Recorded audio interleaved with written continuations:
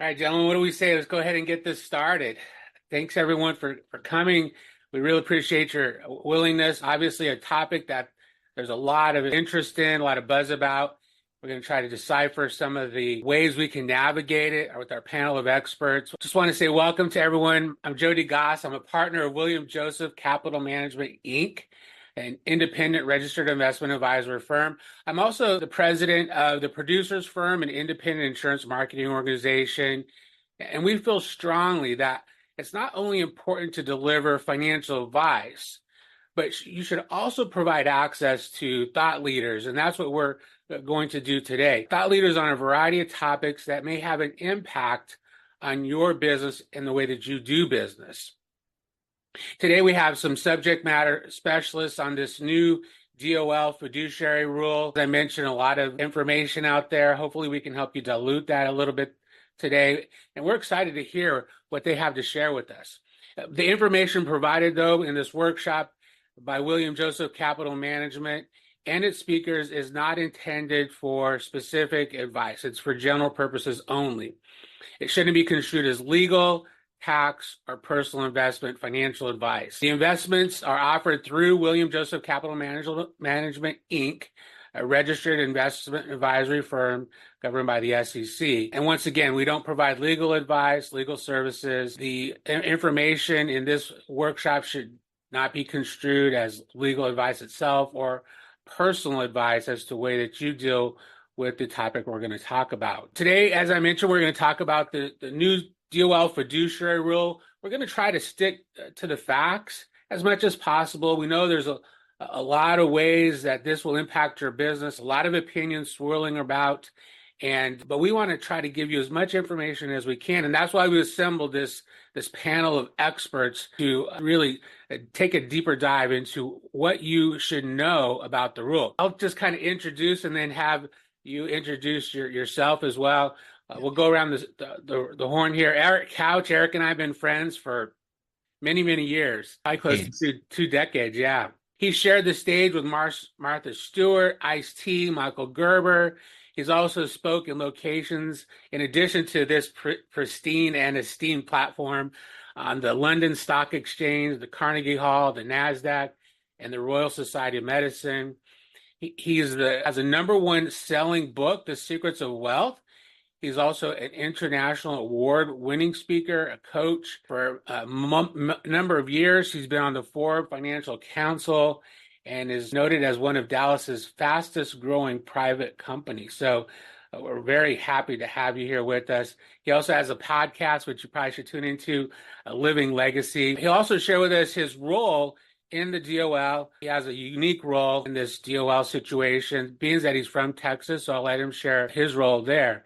We're also joined by Paul Galfoli, who's Regional Vice President of the Standard Insurance Company. He's a 42-year veteran. He's obviously an industry expert. He works especially in the independent channel of annuities, which is what we focus on.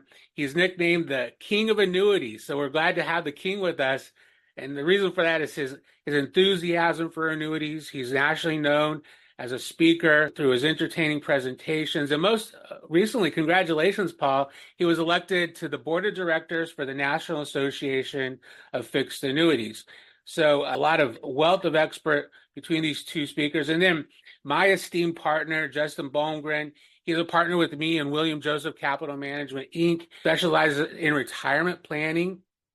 He's also a well-known expert in the AI field as it relates to fintech. So he has a unique knowledge and expertise that he brings here. Has played an executive role in a number of large institutions. He understands the registered investment advisory space. He's a graduate of the University of Akron with a degree in finance. He's also a certified financial planner, so he understands the role of a fiduciary intimately, and we look forward to having Justin sharing his insights as well. But why don't we go ahead and get started? Justin, if you want to kick us off, I know we have a few questions that have come into us that we're going to really take a little deep dive here on this rule. You mind starting us off, Justin? Yeah, thanks, Jody. And thanks, Paul, Eric, for being with us today. Let's start with some of the basics. I know we'll be building upon some of these topics, as we go. I'd love to hear some of these details because, there's just so much information and frankly, some misinformation as well. So let's just start with maybe some of the basics, really, the genesis of where this came from. The DOL's involvement in retirement plans, rollovers is nothing new. We might be going back to the 70s when some early renditions of this. And then, of course, along the way, this, the buzzword of fiduciary has been tied to a number of unique legislations as well. But what's unique about this? Where did this all come from? Paul, would you mind kind of sharing your thoughts on this? Yeah, so, government intrusion. Ultimately, I think a lot of government regulation, and by the way, I've met with the architect, the author of the most recent two versions of DOL, Fiduciary Standard. It comes from a sense of leveling the playing field and then a concern about people's retirement. So in terms of leveling the playing field, Justin, as you know, with your expertise, and Jody, with your work on the security side, the RIA side, that people that are registered right now are subject to a fiduciary standard in many circumstances. So we have that reality. Second, on the insurance side, the licensed only side, we're subject to expanded best interest and expanded suitability on the state by state. So number one reason is that the DOL, Department of Labor, saw a uneven playing field or unequal status between those that are registered and are giving advice to retirement savers. That's a new term we need to know, retirement savers, versus people that were insurance only. So that's a primary driver. The secondary driver, and this is the irony of it, the government, the DOL, is concerned about people's planning for retirement. And as we have seen from what our fathers had and our grandfathers had, our grandmothers and grandparents had, our moms, the transition from defined benefit plans, pension plans, to defined contribution plans, from somebody taking care of you, working for a company for 30 years and getting a pension in the gold watch, versus the DIY, do-it-yourself arrangement today, where less than 15% of people coming up to retirement can anticipate a pension plan of some type. It's all on their own.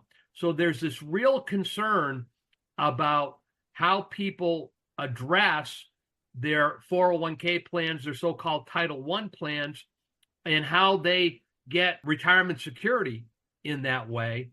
And the real issue, and this is what I think everybody should keep in mind, is that is the key area of concern. Rollovers from 401ks primarily and similar titled plans to annuities. That is the number one focus of that, and that's what the audience should be aware of. Good points. Thank you for that. We're going to build on that. I'm going to ask a follow-up question, Paul, but Eric, if you could be kind of maybe thinking about that question as well. Paul, you mentioned, for one, of course, we all recognize the landscape has changed dramatically since, the 70s. But you'd mentioned about leveling a playing field. How does this intended legislation, adjust maybe some of the perspective from the client's perspective? What are they trying to achieve with, as you put it, leveling the playing field?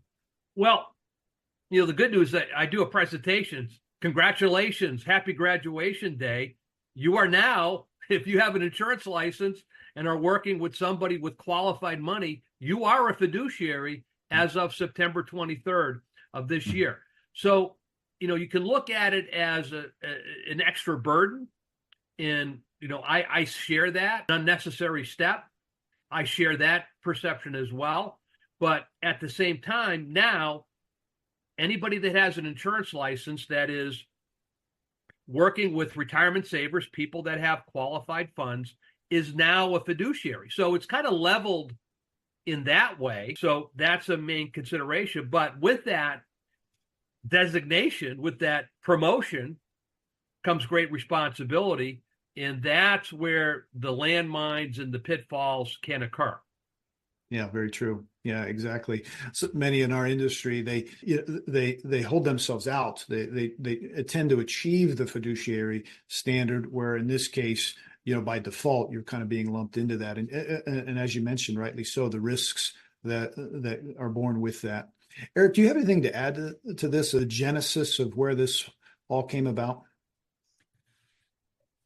Well, Paul covered it very well, right? There's the concern from the government's perspective of that, of doing right by people, of giving, where it first started, the term we used before was best interest, right? But it's no longer the best interest rule. It's now a fiduciary rule. So, but the idea being kind of that, and at its, if you're looking at it from 10,000 feet, I mean, who doesn't want to do right by the client's best interest, right? Who doesn't want to do what's, as a fiduciary, my father and father-in-law always said, it's the prudent man rule, right? What would a prudent man do? If it's your grandmother, what are you going to do for them? And the reality is, I've been in business. This is my 25th year. Jody, I think you've been longer. Paul, I know you've been longer because you were friends with my father-in-law before I was ever, even thinking about this world. And Justin, we're getting to know each other. But the reality is none of us would be in this business if we were just taking advantage of clients, right? So from the outside, it's like, well, why would anybody have an issue with this? And from that perspective, a chunk of us agree on that. The problem is, as we've learned with any kind of bill that comes to Congress or anything like that in our entire lifespan, there's this thing called pork, right? Where they're adding stuff that it's like, man, this is really wildly onerous, and sometimes it has nothing to do with that, right? You hear about senators getting multi-million-dollar airports next to their house, and there's 4 visitors a year, where it's like none of this makes sense. And that's really the big part of this issue, is just some of the stuff that just doesn't really add up, and that's where the fight comes in. But ultimately, there's 2 different sides, and whether we'll get to middle ground or go with what's being ruled, I guess the courts will say. Yeah, You so know, true. we certainly can talk about some of the penalties. I think that's what you're alluding to there, Eric. But Justin, maybe is it all right if I ask you a question? By all means. So I know you've been a investment advisor representative for a number of years. Obviously, before being a partner with William Joseph, you ran your own practice and then part of other practices. You've been a CFP for a number of years. Can you just share generally, what is the fiduciary standard from your perspective as a IR and CFP? Yeah, no, the great question. And just kind of maybe melding that in with what Eric mentioned, we all set out to do, what's best for the clients, right? The fiduciary standard versus maybe best interest, or what is suitable on the broker dealer side, is none of us set out to do harm to the clients, right? The fiduciary standard, that CFPs, which was a hotly debated thing maybe a decade ago, of all CFPs kind of being lumped into this, had a lot to do with, our individual liability. So it was hotly debated, our personal liability with this. So, again, as a fiduciary, we have a standard of care, a standard of loyalty to clients, just like, what we all hope to achieve with our clientele. But over the years, what I've noticed as a CFP, though I've been a CFP and a fiduciary for these number of years, there's been these inflection points in legislation that has defined, if you will, what that means. For example, a similar legislation in 2019 with regards to rollovers, changed how we did business, forcing fiduciaries to document the process. What are the fees that they're coming from? Where are they going? What are some of the other plan rules? Would it be advantageous to keep it there for loan provisions, for withdrawals? So I had to kind of go through a little bit more, right, for them to define, okay, what does fiduciary mean, in this particular case. 2020 came around. What did legislation say that a fiduciary needed to do? They needed to use more simple language. So now every SEC registered investment advisor has a CRS, at the bottom, even though we've long had been required as fiduciaries to have ADVs to outline our entire business model. But they've had that inflection point that says a fiduciary uses simple language. So now we've got CRSs. So, we've had the number of inflection points, but fiduciary has been the standard since day one. But it's these minor inflection points that kind of really put into practicality, what we're deemed to be doing. how you get paid, what services you offer, the analysis potentially what you did to. Very good. Thank you. Eric, how does that differ from your perspective, this new potential rule?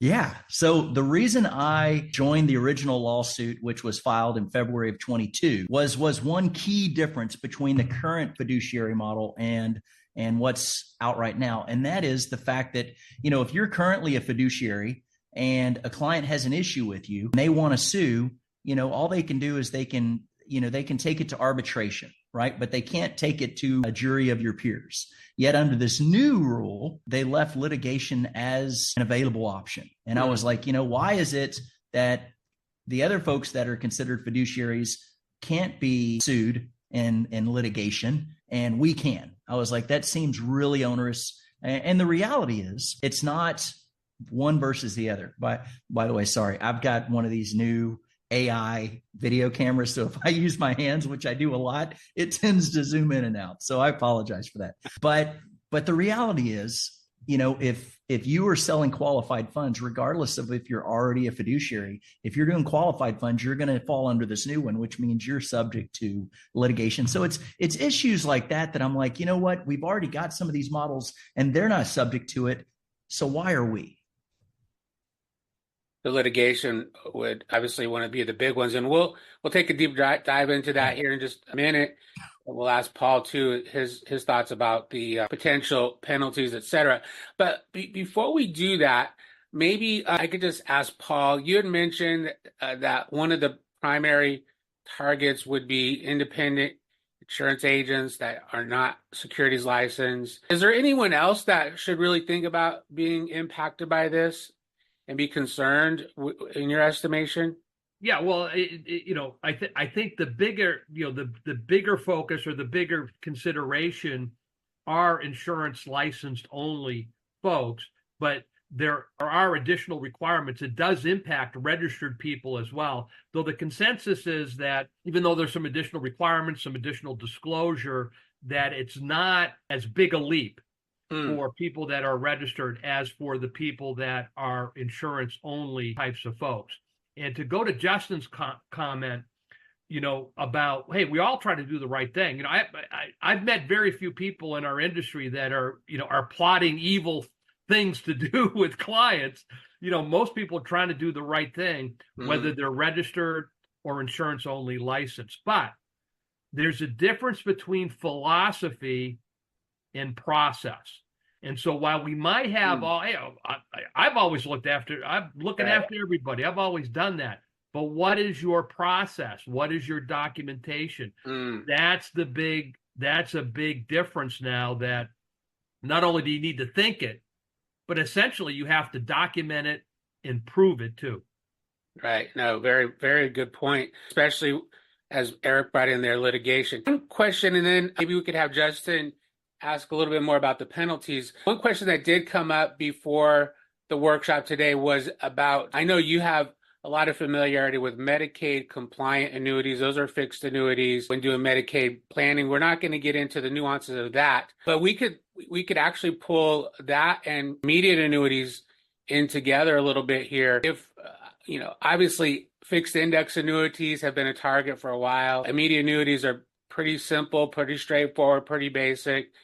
If I'm in that business, should I be concerned about this? Well, the answer is yes. And we could have debates about how concerned, what degree of concern you should have. The key to remember is, regardless of the destination of the money, variable annuity, managed account, AU, fixed index annuity, fixed rate annuity, immediate annuity, your mattress, regardless of the destination of the money, if it's qualified and you're facilitating that sale, and you are a fiduciary, period. So then I would say, well, relative to the concern for, and again, it's a very specialized area in terms of Medicaid compliant payouts and things like that, many times funded by non-qualified dollars. And I think it's really, maybe this is the point to say, this applies to qualified money only, IRAs, Roth IRAs, SEPs, Simples, 401ks in particular. It applies to that. Regular money, which is non-qualified, sometimes we get this question, well, what's non-qualified money? Just money. Right. is not subject to the standard. Now, to the extent that you're using qualified money to fund a Medicaid compliant or what we call a restricted SPIA, you are subject to a fiduciary rule. So not only that philosophy, but that process and that disclosure is still required. Though I would say that to that degree, you are helping people in their most dire set of circumstances. So, I wouldn't worry about it other than the ability to document and have a process as to why you made the recommendation to go to a Medicaid compliant payout, and then ultimately why you chose to recommend a certain carrier and product. Sure. And usually you have an attorney involved in that and whatnot. If we could maybe double click for a moment on some of the penalties that we had talked about before. I mean, none of us want to get to that spot, right? So but that's the reality of it. And Paul, you had mentioned maybe a heightened risk that involves this.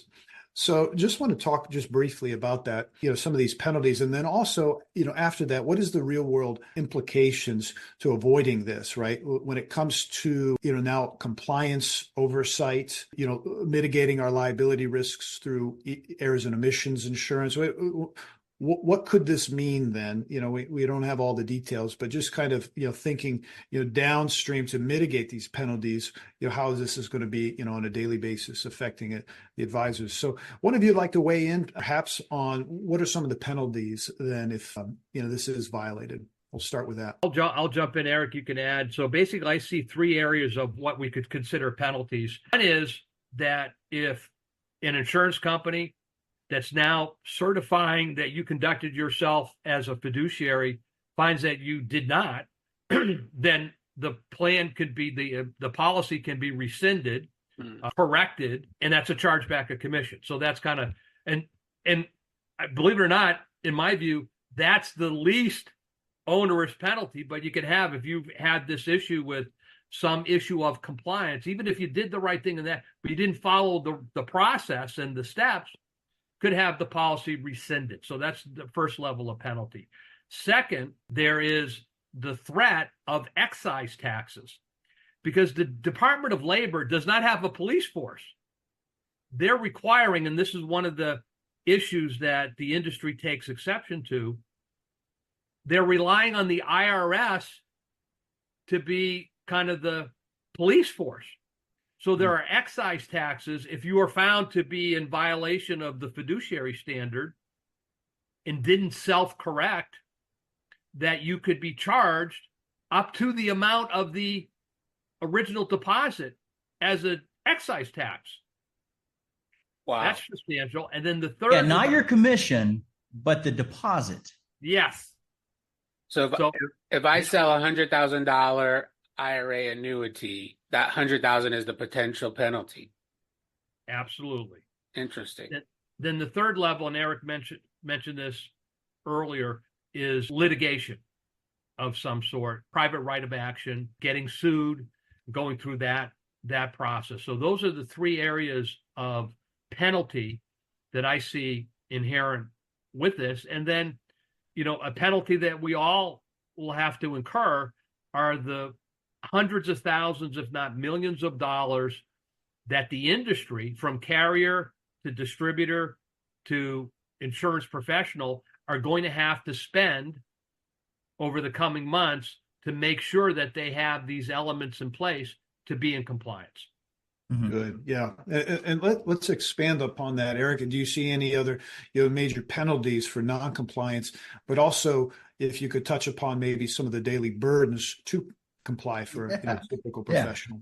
So for starters, we don't have a clear path on what would be required, right? And our focus right now with the lawsuit is just suing, right? Not coming up with compliance. But there are groups out there focused on that. But there's the cost of compliance, which can be pretty onerous. The E&O cost. In fact, there's groups that are out there talking to E&O carriers right now who are saying that they may not cover it. So there's that. But if they are going to cover it, the idea being it can be pretty expensive once you understand all the stuff that the E&O company is now going to be liable for. Like Paul said, yeah, of course, you're always been liable for paying back your commission. But now, we're talking about some of these onerous, excise taxes. Now, I've heard it a couple of different ways, right? I've heard that the advisor is liable for every penny that's put into it. So not just giving your commission back, but being liable for every penny that the client put into it, which is, what Paul had referenced. I've also heard that they talked about an excise tax of 15% of what the, person puts into it. So if they put $1 million in addition to paying back your commission, you would have a excise tax of 15%. So 150,000 of that $1 million would be your fine and penalty, from that. If they're putting that together, which I'm not exactly sure, but then it's like, okay, you have your commission, you have, potentially the full $1 million they put into it, plus you have 150,000 penalty, and we haven't even made it to court yet. Court cost. And then, when we're talking about, now we're talking civil, not criminal, but as we discovered with that advisor in California a few years back, civil can become criminal. And his was being accused of selling an annuity to someone who was later discovered to have Alzheimer's. And he was like, I didn't know that. Glenn, I never can remember his last name. I know exactly who you're talking about. Yeah. Yeah. But that got everybody's attention, right? It's Yeah. like, holy cow, people are going to prison for selling annuities, right? So it opens the door for that. Of course, attorneys love class action lawsuits. So it just puts, a thing in their mouth and, the appetite in their mouth. The other part that we haven't even addressed yet, and this is huge, talking about penalties, is the fact that, oh, by the way, if you are deemed to have done a prohibited transaction, right? That's why it's called PTE, prohibited transaction exemptions. So if it's not exempt and it is a prohibited transaction, in addition to all of that, the death sentence is you lose your ability to transact business for a decade, 10 years. So yeah, that's why we're like, this is beyond onerous. There's the cost of getting set up. There's the additional cost of E&O. There's, how do I do this? And ultimately, which we can get into more in a minute, what it does is it really harms the individual end user, because at some point the risk outweighs the reward. And I'm like, sorry, ma'am, sorry, sir, I can't help you. You don't have enough assets for me to justify the risk that I'm taking in order to help you. Mm-hmm. And as we all know, people who have less money tend to be more scared about doing something with that money, as opposed to the person who's got a lot of money that's just like, here, do it, manage it, right? They'll make decisions quickly. But so it really harms the lower class, even the middle class America, from being able to get help. And there's even more than that. I could go on and on and on, but those are some of the major penalties, if you will. Obviously, something that we keenly need to be aware of, and that's one of the reasons why we put on the workshop today. I forgot to announce this. We aren't going to take questions in this format because of compliance reasons, but if you do have questions, please reach out to us on LinkedIn. Those of you who know either one of us on the panel and have our direct email, please email us. We'd be happy to answer any questions that you have. Just kind of for the sake of time, obviously some very onerous penalties that would potentially fall out here. Eric, if you can, I know, you have some limitations as to what you can talk about, but you have a unique role in one of the lawsuits. Can you just share your role in the lawsuit and also what you know as far as what's happening? And then I'll ask a follow-up question after you do that. Yeah, so I'm one of the plaintiffs. They wanted to sue in Texas, and the suit is actually brought by the Federation of Americans for Consumer Choice, FAC, right? And when the DOL was sued in 2016 and won, they sued through the Fifth Circuit Court, which runs up through Texas, and the Fifth Circuit Court smacked them down and said, no, you can't do that. So when it was time to sue again, they were like, we want to get back through the Fifth Circuit Court, because from the perspective of the legal team. Now, I'm giving my opinions, right? My understanding. Mm-hmm. I'm not an attorney. I don't play one on TV, but I am one of the plaintiffs on it. And I live in Texas. We do focus 100% on annuities. So that's, a big reason why I said yes, but was because from the perspective of the legal team, the DOL was doing the exact thing that they had tried in 2016 that the Fifth Circuit smacked them down for and said, you can't do that. So they're like, and I was like, well, why didn't the Fifth Circuit just tell them you can't do that anymore? And it's like, well, because they're not a policing entity. They're a ruling entity. So the only way for us to have the Fifth Circuit remind the Department of Labor that we already told you can't do this is to sue them again and bring them back before the court. So we sued them in February of 22. We actually had our day in court January of 23 last year. Paul was there. We were in the courtroom. It was beautiful. Our team was so prepared. And from my perspective, being in the courtroom, it seemed like we were the only team that was really prepared. It was beautiful. So, but we hadn't had a ruling on that yet. And then before we even got a ruling, there's been a partial ruling on that. But before we even got a ruling, the Department of Labor was already working on the new reiteration, and they brought it out in May. So then on in April, end of April. So then on May 2nd, we sued them again. I'm a litigant on that lawsuit as well. And then on May 21st, right, a little over a week ago, we sued for an injunctive, a preliminary injunction. And the whole point of that is, asking the courts, hey, don't let this thing go into effect in September unless we've already been able to work through that, right? So it's saying push the date until we've had our day in court. And a big part of that is because the Department of Labor really rushed this through. There's a lot of times in the past where they've had, they've given, 500, 600, 1,000, 1,200 days of comment time. And in that period of time, they had hundreds of comments, right? If you look at it, you can see it. It's all online. And this one, I think we had 64 days, something like that. And we didn't have hundreds of comments. We had just shy of 20,000 comments. So we had exponentially more comments, and we had exponentially less time to fight it. The day before they actually released the new rule, FAC had, I don't know if it was a hearing with them, but a phone appointment with them. NAFA did. There was a bunch of industry groups. I don't remember who all it was. I know FAC, and it was a bunch of others, like 4 or 5 others. And all of them just got a notice that said, your meeting has been canceled and we are pushing this forward. So, it's from our perspective, and this is, my official statement to news and everybody else, is that it's critical that we seek an injunction because it is onerous to independent advisors. It's just another reiteration of the 2016 rule that was struck down, and the new 2020 new interpretation that was partially struck down, not from our lawsuit, but from a different one, and is being challenged again by not only FAC, but as of Friday, this last Friday, the 24th, we have an additional lawsuit.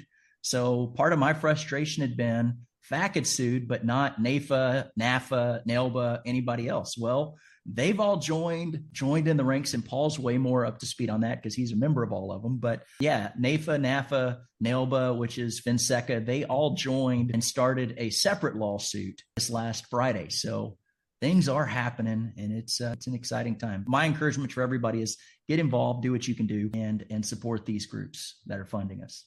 Yeah, I think echoing what Eric has said, what's unique this time around is that all the industry trade groups, NAFA, National Association for Fixed Annuities, FinSECA, Financial Security and Assurance Organization, NAFA, IRI, the Insured Retirement Institute, and a handful of others are all unified and have all joined collectively to file suit as well. So in the last iteration, it's like, some of the organizations, there's some part of this. Well, we're kind of with you, but not everybody's unified on this. But the key takeaway is, we can pray, we can use the logic of it. You cannot assume you're going to get rescued by the courts.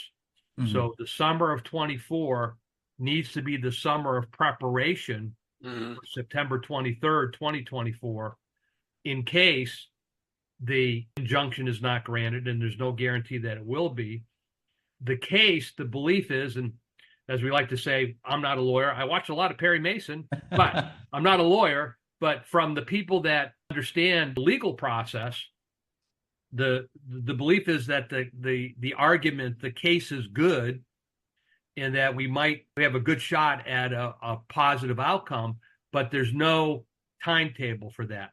So there is a belief among some that we're going to have to comply as best we can for a period of time until we get the day in court and until the court comes to a decision. And as in the case one of the cases that Mr. Litigant Eric Couch is involved in, they had the court date in January. I was there, as he noted, and it was a beautiful thing. But the final determination hasn't been made yet. We still haven't got it. It's been almost a year and a half, and we're still waiting. So that's an indication that okay, well, I'm not going to worry about it because Jody and Paul and Justin and Eric said, hey, the case is good. We're doing injunctions and things like that. There's no guarantee that of the timing and of the ultimate chance of winning. So you have to be prepared. That's the key now. And that's why, Jody, I compliment you and Justin as well for getting in front of this and making people aware that, hey, this is coming. Yeah, excellent thoughts. Thank you, Paul, Eric. Hey, let's just round out our discussion in general about the penalties and the current status of the litigation. Let's just kind of sum it up here. If you could just, a quick statement, what advice would you give them, even if they, could just take away one thing, with our last few minutes talking about what advice would you give agents, advisors? Is the sky falling? Do we just give up and quit? What in the most concise comments, what can you say as the key takeaway of our penalties and litigation discussion? Key takeaway is do everything you can to avoid it. So, make sure that you have the process in place to be in compliance as best you can. You got to translate your philosophy to a process. I think, Justin, at this point, what is a fiduciary? How is it defined? And it kind of goes, there's 3 points, and I'll just touch upon it briefly. But basically, you have a duty of an obligation of care and loyalty to the client, which basically means you put the client first, regardless of your interests. Care and loyalty to the client. Oh, I do that already. Yeah, I've always put my client first. Second, reasonable compensation.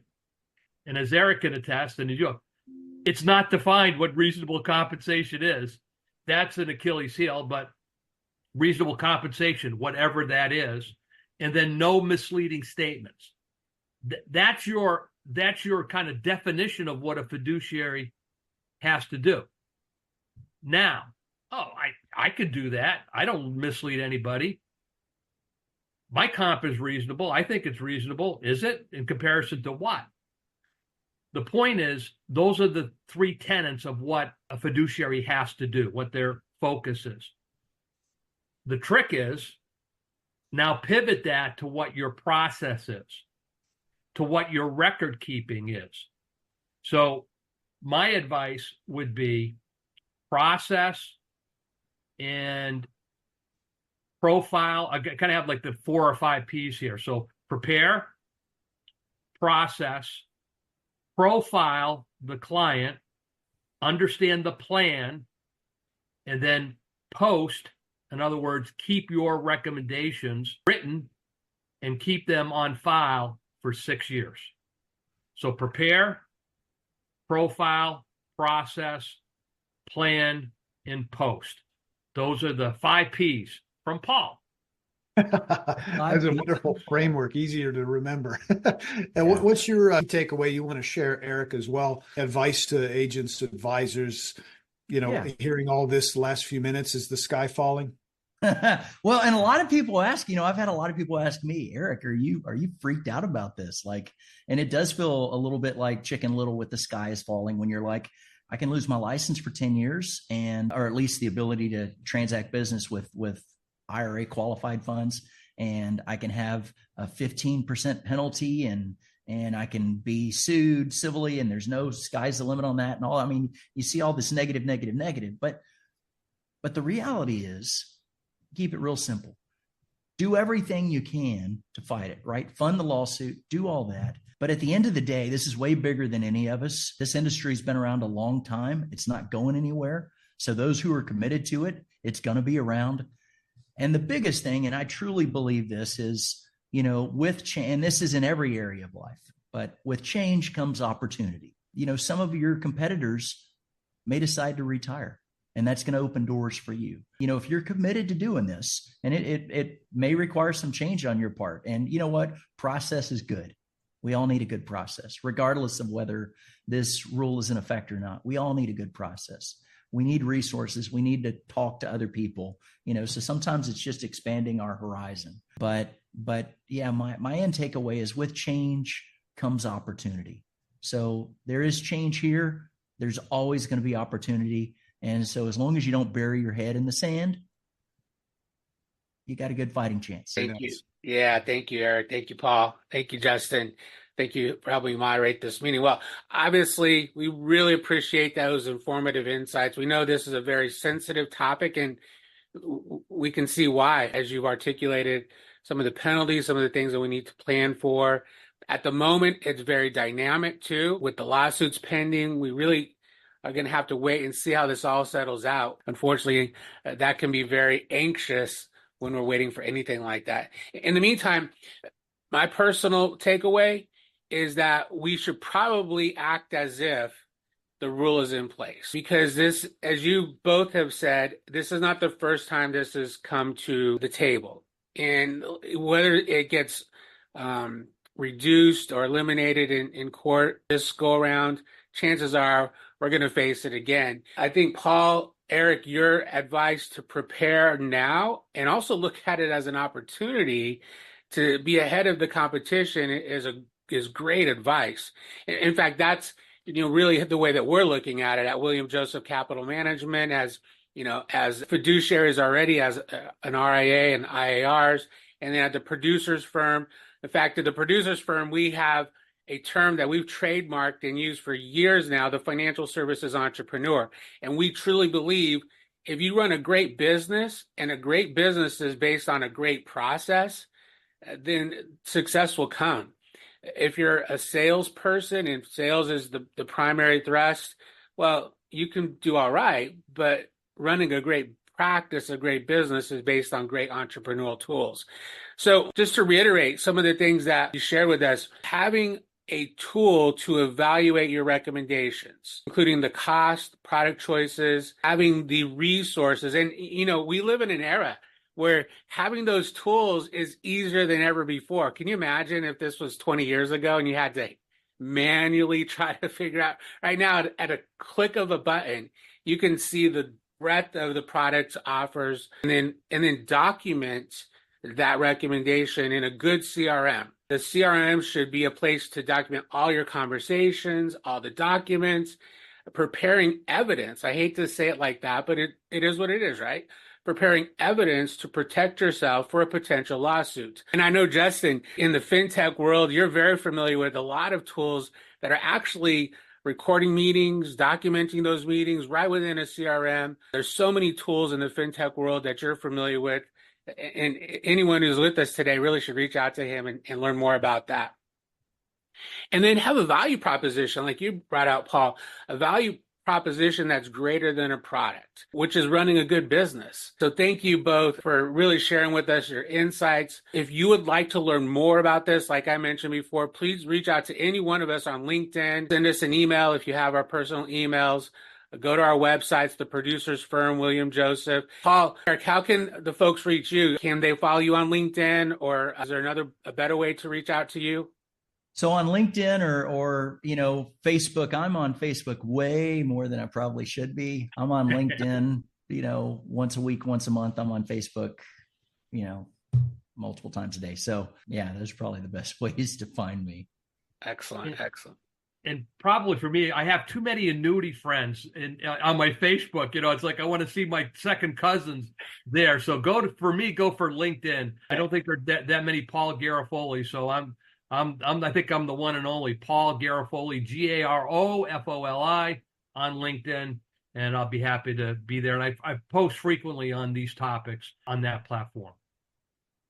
Well, thank you. And I know, Justin, we can follow you on LinkedIn. I'm a big believer in following you as well. And hopefully, gentlemen, we can have you on again as things progress and get some updates. Fantastic. Absolutely. Well, thanks again for your time. Thanks, everyone, for coming. And we really, really appreciate it. And we hope to see you again in the near future, hopefully with some good news. Yeah. All right. Thanks, Jody. Thanks, Justin. Bye, everyone. Good seeing you, Paul. And hopefully, gentlemen, we can have you on again as things progress and get some updates. Fantastic. Absolutely. Absolutely. Well, thanks again for your time. Thanks everyone for coming, and we really, really appreciate it. And we hope to see you again in the near future, hopefully with some good news. Yeah. All right. Thanks, Jody. Thanks, Justin. Bye, everyone. Good seeing you, Paul.